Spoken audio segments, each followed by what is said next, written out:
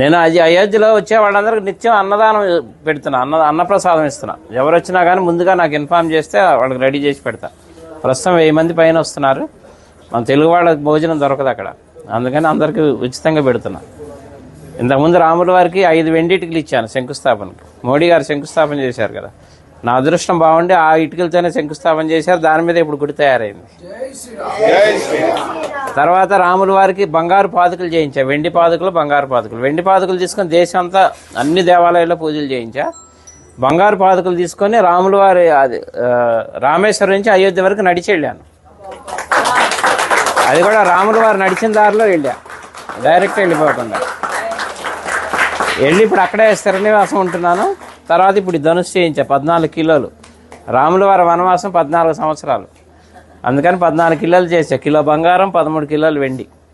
ఇది రాముల వారికి కోదండరాముడికి వచ్చే చేతిలో ఉంటుంది, ఫస్ట్ ఫ్లోర్లో వచ్చే రాముల వారి చేతిలో. ఇప్పుడు నా మిస్సెస్ అక్కడే ఉంది అయోధ్యలోనే, నిత్యం అన్నప్రసాదం ఆమె చూసుకుంటుంది అక్కడ. వచ్చి చెన్నై అండి, జిఆర్టీ వాళ్ళు చేశారు. అలాగే నేను ఒక పెద్ద గుడి కడుతున్నా అయోధ్యలో. అంటే రాముల వారి గుడి ఉందిగా ఇంకెందుకు అనుకుంటారేమో. నేను పెట్టేది వంశవృక్షం.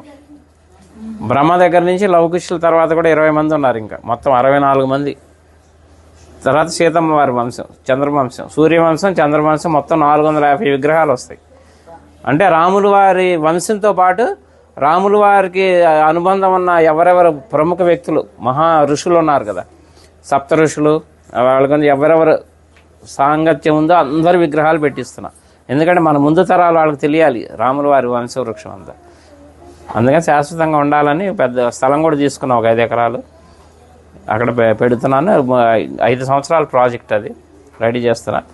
అలాగే ఇప్పుడు అయోధ్యలో అంటే మన తెలుగు వాళ్ళ తరఫున నేనేం పని చేసినా తెలుగు వాళ్ళ తరఫున చేస్తాను. అయోధ్యలో వాల్మీకి ఎయిర్పోర్టు, ఇక నేను వెళ్తూ వస్తూ పోతూ ఉంటాను కాబట్టి 2-3 సార్లు చూశాను, కానీ నాకు ఎందుకో లోటుగా అనిపించింది. అక్కడ ఒక విగ్రహం పెట్టిద్దామని గవర్నమెంట్ అప్రోచ్ అయితే పర్మిషన్ ఇచ్చారు, సెంట్రల్ గవర్నమెంట్. 16 అడుగుల వాల్మీకి విగ్రహం పెడుతున్నాను. ఆ విగ్రహం కూడా రెడీ అయిపోతుంది ఇప్పుడు. అది కూడా ఎవరన్నా సహకరించినా కానీ తీసుకుంటున్నా. ఎందుకంటే భక్తి నాకు ఒక్కడికే కావాలని కాదు, పుణ్యం అందులో అందరినీ భాగస్వాములు చేయాలి, ఎందుకంటే దైవ కార్యం. అందుకని ఎవరన్నా చేస్తే వీళ్ళు ఉన్న వాళ్ళు చేయొచ్చు. అనుగ్రహం మొదలుపెట్టాను, వర్క్ జరుగుతుంది ఫాస్ట్గానే. మార్చి ఏప్రిల్లో విగ్రహ ప్రతిష్టాపన అయోధ్యలో. అట్లా అన్ని కార్యక్రమాలు మీరు ఎవరు ఎప్పుడు వచ్చినా కానీ నాకు చక్కగా నాకు ఫోన్ చేస్తే ముందుగా అన్ని ఏర్పాట్లు చేస్తారు. రూములు కావాలన్నా అక్కడ 48 రూములు కూడా కట్టబోతున్నాను. వచ్చేవాళ్ళు ఇప్పుడు ఉన్నాయి, ప్రస్తుతానికి 4-5 ఆశ్రమాలు తీసుకున్నాను, మన హ్యాండ్ ఓవర్లో ఉన్నాయి. ఎవరు వచ్చినా అకామిడేషన్ అది ఏర్పాటు చేస్తారు అయోధ్యలో. నా నంబర్ కూడా నోట్ చేసుకోండి, 9550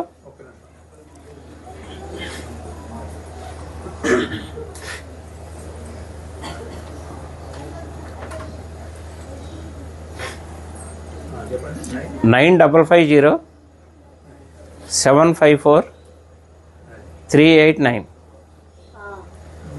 చల్లా శ్రీనివాస్ శాస్త్రి అయోధ్య అని పెట్టుకోండి.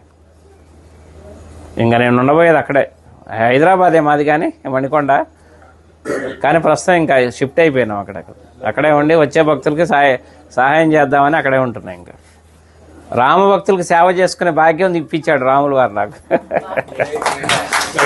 ఎందుకంటే నిన్నే బాలరాముడు ప్రతిష్ట నిన్నే 1 year. అందుకే మా ఆవిడ అక్కడ ప్రసాదాలు తయారు చేసి మాకు అవకాశం ఇచ్చారు. ఇప్పుడు 6 రోజులు మొత్తం లోపల ప్రసాదాలు పంచే అవకాశం కూడా ఇచ్చారు. నిన్న మొదలైంది కార్యక్రమం, అందరికీ వినియోగిస్తున్నాం. 9550-754-389. చల్లా శ్రీనివాస్ శాస్త్రి అయోధ్య. ఓకేనా? ఎవరు ఏ టైంలో చేసినా కానీ నేను అందుబాటులో ఉంటాను.